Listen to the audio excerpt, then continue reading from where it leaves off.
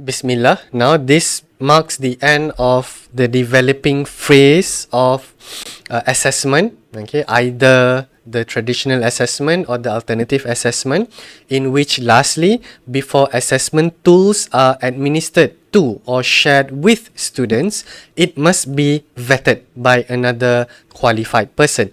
And the meaning of qualified person is that that person knows the principles of assessments, at least know about validity, reliability, fairness, okay, flexibility there, so that they are able to properly advise, okay, for the amendment and the correction of the assessment tools that will be released to the student there. So the vetting session must be carried out as at the end part of the developing of the assessment tool. Now, a bit of an explanation of vetting assessment. Okay, so the vetters should look into whether the assessment is valid or not. Okay, so among the things that can be checked is the CAP and the TTS. Okay, sorry, yeah, TTS or TST or TOS. Check the questions tab. Okay, check the question instruction whether it's valid or not, meaning to say that, remember, it is whether it measures what it is supposed to measure or not. Check whether it's reliable or not by looking at the answer scheme, the rubrics and the question, okay, so that it can produce consistent result across time, across student, across lecturer. Check whether it's fair or not, okay, in terms of checking the mark allocation. Okay, the instruction given, is it enough details for students to know what is expected?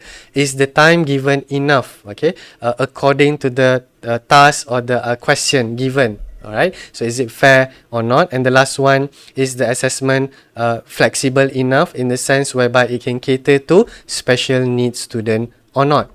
Now, so during a vetting session, the CO, the course outline and the course assessment plan, okay, should be present, okay, as part of the vetting session. The TST or the rubric, okay, should also be vetted. These are basically focusing on the kind of documents to be vetted. Okay, the question paper definitely, and the answer scheme as well. Because I need to make this brief comment here, because sometimes a vetting session only involve the vetting of question paper only, without the answer scheme, without the TST. In some worst cases, the TST is not even present. Okay, so we hopefully we don't want to have those kind of cases here. So when it comes to vetting, all these documents should be made available for the vetters to check, because vetters are not just checking the language, are not just checking the question. Vetters check the validity, reliability, the fairness and all the principles that we have covered so far.